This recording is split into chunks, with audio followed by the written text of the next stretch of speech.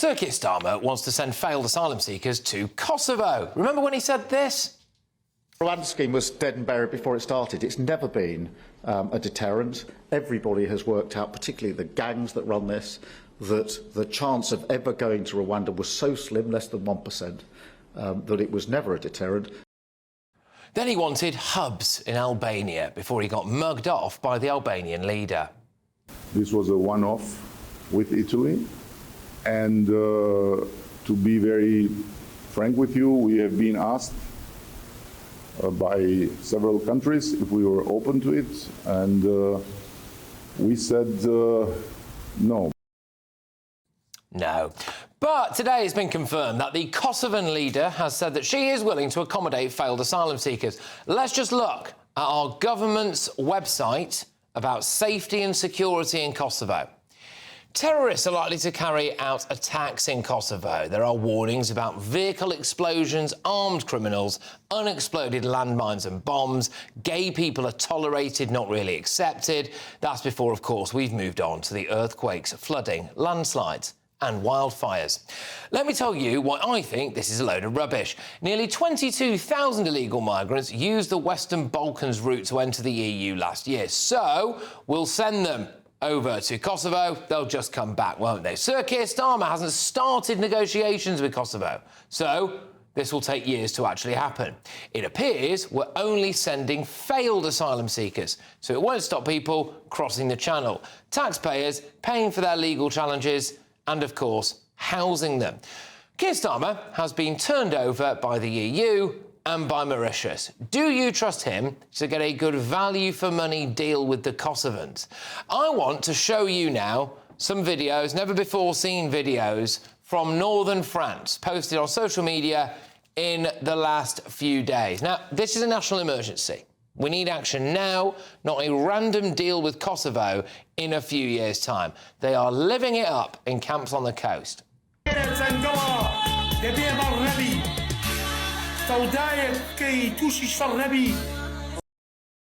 They're legging it into lorries.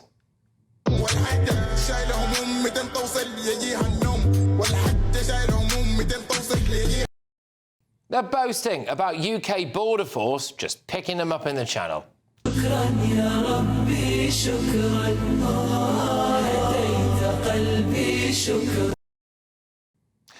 They're no doubt very aware of my time in Calais as well. My interview with a Sudanese man who wanted us all to pay for him to have a house has gone global. And there you go, you can see all the TikTok commentators there on it. And why would they bother about Kosovo when they know that they'll be housed in places like this when they get to Britain? That is a Grade 1 listed Jacobean manor house, which was until recently used to house illegal immigrants. Looks absolutely lovely, doesn't it? Do you live somewhere like that? Probably not. This gimmick with Kosovo isn't going to stop a single boat. Let's get the thoughts of my panel. We've got columnist and broadcaster Esther Cracker, we've got GB News superstar Alex Armstrong, and former Labour Party Minister Bill Rammell. Alex, I'll start with you. Do you think this Kosovo deal is going to stop a single boat? No. No, apart from the things you've already listed, Patrick, we know the approval rate, the success rate of being approved to stay here in the United Kingdom is a whopping 67%. You know, and on appeal, it's 50% likely you'll win it. So there's bigger issues than just, of course, people coming across the border. Our own system will allow them to stay once they get here, and there's multiple means that they get here, not just through boats, as you said, lorries as well. And on top of that, we've got rules coming down from the ECHR, haven't we? So realistically, we've got to look at our entire process, not just from sending failed migrants to Kosovo, but to actually how we deal with the appeals process here in the UK. Yeah, I mean, it doesn't save us a single penny as far as I could tell, Esther, because we're going to be paying for their legal processes when they're over here. We're going to be paying to accommodate them while that happens, and then we're probably going to be paying for whatever accommodation they're in Kosovo. Well, Labour were in opposition for 14 years, and I think nothing shows this government's lack of being out of its depth more than how they've handled the situation. It's a lot easier to sit across the bench and criticise everything the Tories have done, like Keir Starmer vote against every immigration reform bill since 2015. But when you're actually in government, if you're going to cancel things like the Rwanda scheme, which we already spent a fortune on, you have to have a backup in place. You cannot now come 9-10 months into your premiership and start shopping around for a country that you want to send them to, arguing that Rwanda is not safe. OK, fine, Rwanda is not safe, even though the UN sent migrants there. They have a conflict with the DRC and the eastern border. Fine, it's not safe. Kosovo, is Kosovo known as like sort of a peaceful country? Well, according to our own government's website, it's not. It's not, because their travel advice for British citizens to be cautious of travelling to Kosovo. So again, none of this was in place, but he spoke as if he was bringing the adults back in the room and he was going to sort all of this out. The broke crossings have never been higher, and in as much as he likes to point out that legal immigration is really high, it's the imagery. That's what sticks in the craw for many people. It's the fact that, you know, they're cutting winter fuel payments for pensioners, and yet somehow this problem is getting worse and worse. They're completely out of their depth. Well, on that, Bill, I mean, he was saying that Rwanda's a gimmick. He's done with gimmicks, no more gimmicks. Kosovo's a gimmick, isn't it? No, it's not. But it's part of the arsenal that you need to tackle the boats. And look, you know, net migration is already down by half since the government came to power. That's because of the Tories, though, isn't it? Well, yeah, the measures that the Labour Party didn't oppose and supported, and the real question is why the Tories did it so late in office. But that has had a big impact. But I agree with Esther. As much as anything, the problem with the boat crossings is they are a visible affront to people in terms of our ability to tackle the illegal crossings.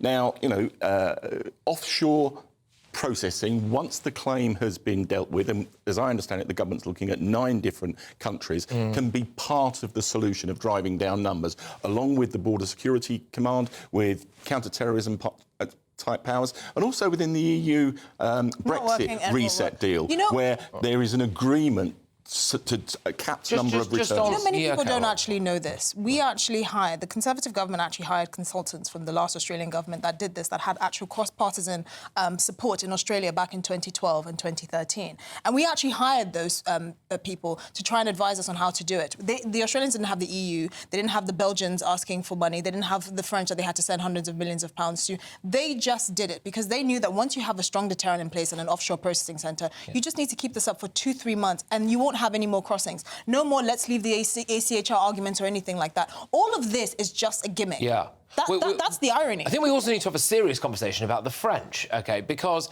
we have now sold out our fishing waters. They say it's to appease the EU, it's basically just to appease the French, essentially.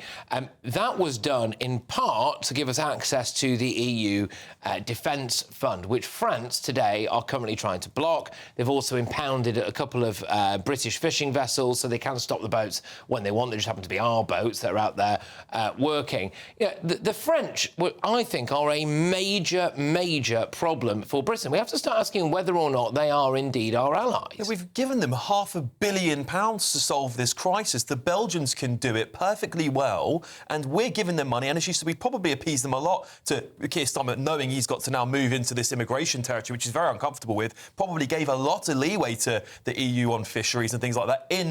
Behind closed doors, say, can you please help us stop these boats? I mean, I just think back to that footage of you in Calais just a few weeks ago, Patrick, seeing the French patrol go past and the boat still. So they only clearly done something about it once they saw you lot there with a camera. This is the reality. They don't want to stop the boats coming to Britain because then it's off their hands. But look, instead of this kind of, partisanship, I'd urge your viewers to go online and look at the coverage from Le Monde and Der Spiegel in March, which talks about aggressive French police tactics deterring people crossing the channel. I heard you saying that at the weekend. Fantastic show. I listened in. Great stuff. And I thought at the time what I think now, which is that one article does not make a reality, Bill. No. I've actually been over there. But it butts up against the notion that the French... article saying anything. I've been to Mars. The notion that the French are not trying to do anything. No, it doesn't. Now, we need them to do more. Results. One of the recent changes they've made is an agreement to intervene in shallow waters, which is one of the best means of stopping the boats.